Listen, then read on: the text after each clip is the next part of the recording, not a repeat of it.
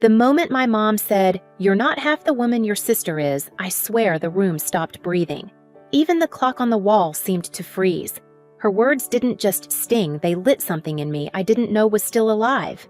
I looked up calm as ever and said, "Then she can start paying your rent." Chairs scraped, forks clattered, and my dad's face turned the color of paper. "Rent, what rent?" he whispered.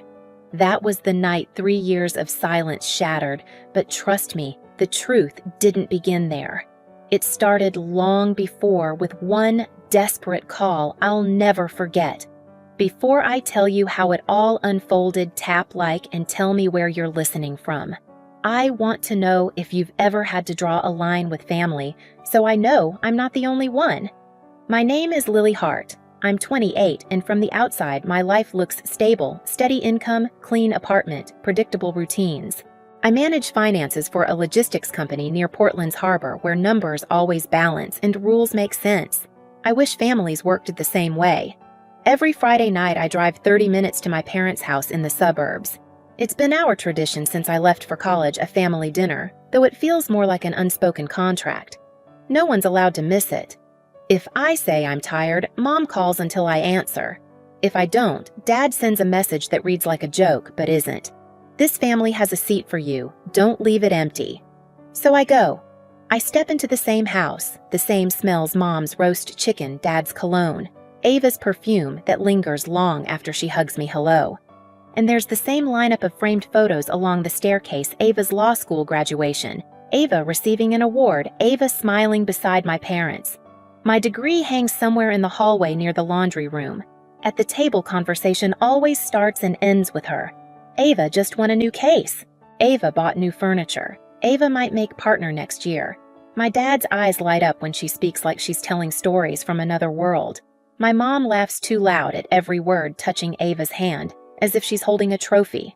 When the attention shifts to me, it's usually to compare. "You've always been the quiet one, Lily." Or, "You were never as ambitious as your sister, but that's okay." I nod, sip my wine, and pretend the comments slide off. But they don't. They never do. Because every time my mom boasts about Ava's success, I remember the nights I stayed up crunching numbers, transferring money from my own account to keep this house, their house, from falling apart. They never saw it. They never asked. They just believed I was fine because I never complained. They call me the calm one, the responsible one, the one who doesn't need attention. But even the quiet ones reach a breaking point, and mine was coming fast. It started 3 winters ago, on a night so cold the wind cut straight through my coat.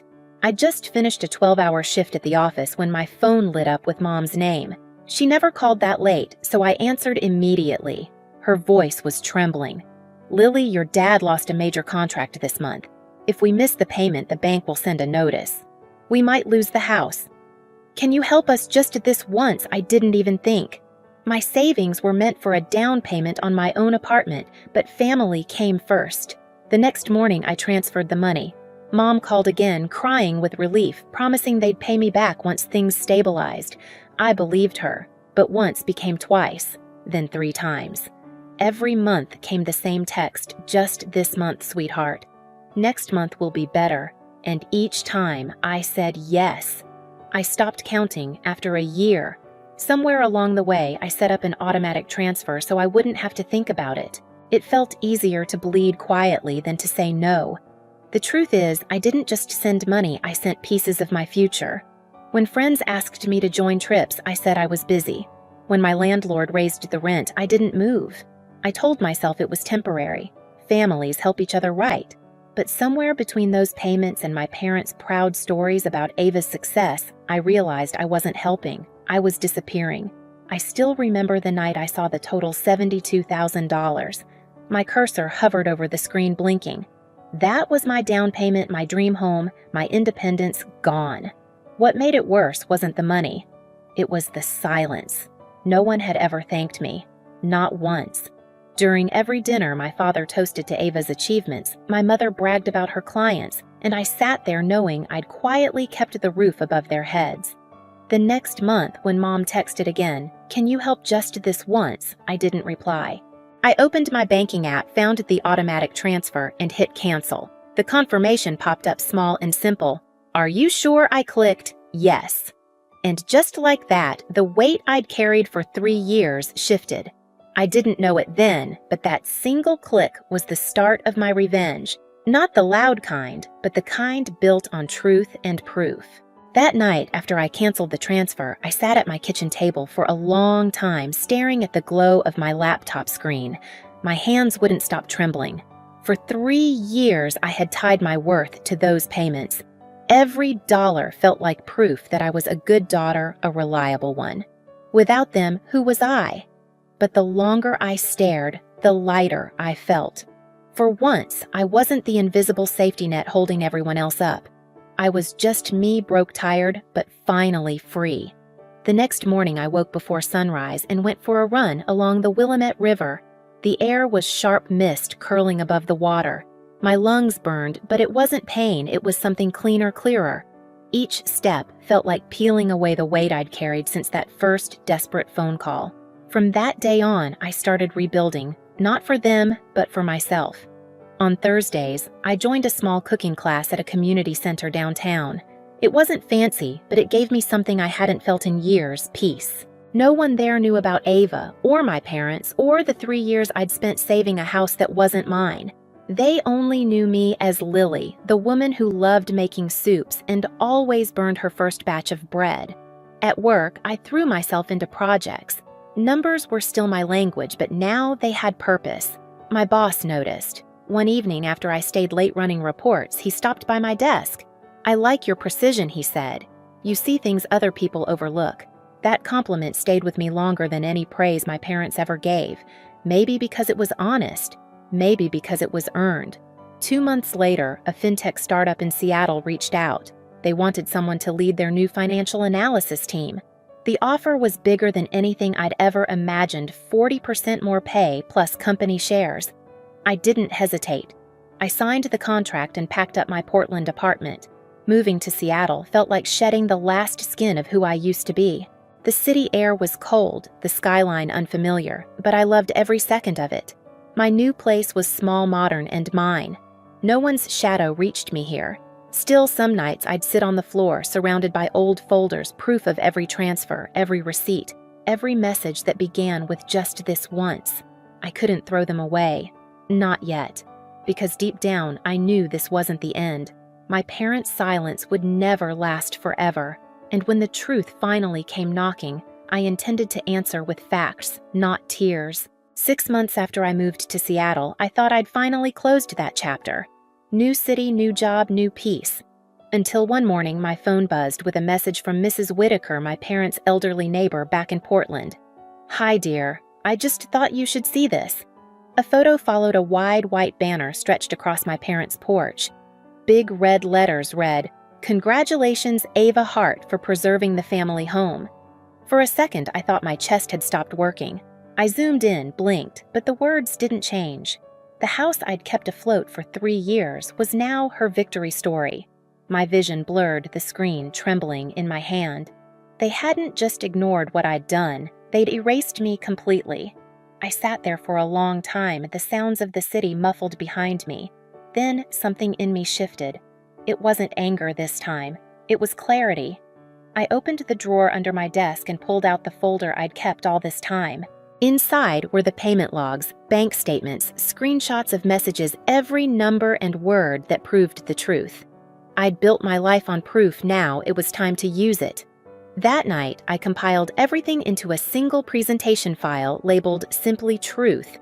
I wasn't sure why I did it, habit maybe, or instinct, but deep down, I knew a day would come when I'd need it. The day arrived sooner than I thought. One evening, my cousin Nina called. "Hey, Lily. Just so you know, your parents are hosting a big family appreciation dinner this weekend. They're planning to honor Ava for saving the house. I thought you should hear it from me." I didn't respond at first. "They asked me to make the slideshow," Nina added quietly. "Do you want to see it?" Within minutes, the file landed in my inbox. I opened it. Pictures of Ava smiling on the porch, captions like, "Thank you for keeping our family's fire alive." I scrolled to the final slide, bold text glowing against a gold background. "In gratitude to Ava Hart, the daughter who saved our home." I leaned back in my chair, letting the disgust settle. Then I opened my own file, the one labeled Truth. For hours, I worked in silence, replacing the ending slides with proof transfer timelines, a chart of monthly payments, screenshots of my mother's messages that began with "just this once." I added a final photo of the house, simple, quiet, with one caption beneath it. This was my contribution. Don't forget it. When I was done, I saved the file 3 times on my laptop, a USB drive, and the cloud. This time, there would be no misunderstanding, no rewriting of history. The dinner was set for Saturday night in downtown Seattle. I didn't RSVP, I just showed up. The restaurant was warm, bright, full of laughter. My father stood near the center holding a microphone, smiling with that pride I used to crave. My mother sat beside him, pearls gleaming while Ava glowed in emerald green. She looked exactly how I remembered her, perfect, untouchable. I stood in the doorway, unseen, until I heard my father's voice. "We are so blessed to have a daughter like Ava. She preserved our home, our legacy." Applause filled the room. My fingers tightened around the small USB in my pocket. When the slideshow began, I waited by the back wall. Pictures of the house of family holidays of Ava cutting the ribbon on her law firm, all projected across a huge white screen. Laughter, clinking glasses. My parents smiling like nothing in the world could touch them. Then the final slide came up, except it wasn't Nina's version anymore. The room went silent. Bold black letters filled the screen. Financial contributions, 2020 to 2023. A collective murmur rippled through the guests. I stepped forward, my heels clicking against the hardwood floor. My father froze mid-smile. My mother's hands clenched around her glass. The slideshow rolled on 36 payments, 1 per month. Total $72,000. "Messages, sweetheart, just this month. We'll handle next time." The crowd whispered louder, now heads turning toward my parents. I stopped near the projector, face calm, heart steady. "If the truth embarrasses you," I said softly, "that's not my fault." For a few seconds, no one moved. Then, from somewhere in the back, someone started clapping. A single sound that grew, spreading through the tables. Some faces were stunned, others approving. My father's complexion drained to gray. My mother opened her mouth, but no words came out. Ava's eyes glistened, her lip trembling. 3 years, I continued. $72,000. Every month, while you praised my sister for her success, I was paying for this family's home. You didn't just forget, you pretended it never happened." My father stammered. "We never asked. You didn't have to," I cut in. "You just let me." The room was dead quiet again. My voice didn't rise, but it carried. "You built your pride on silence. Mine. Not anymore." I unplugged the USB and tucked it into my bag. The crowd's eyes followed me as I turned toward the exit.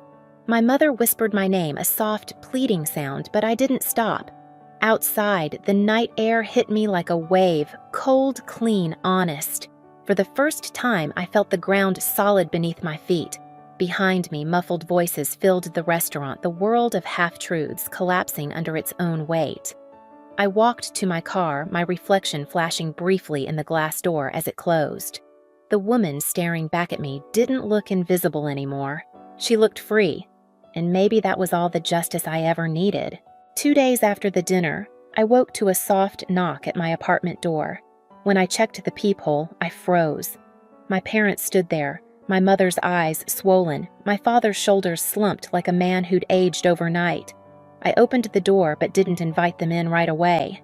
The silence between us was thick, heavier than any argument we'd ever had. Finally, my mother spoke, her voice trembling. "Lily, we're sorry. We were wrong. We shouldn't have stayed quiet. We shouldn't have let Ava take the credit." She paused, swallowing hard. "We want to put your name on the house deed. You deserve it." For a moment, I just looked at them, 2 people I had spent years trying to please.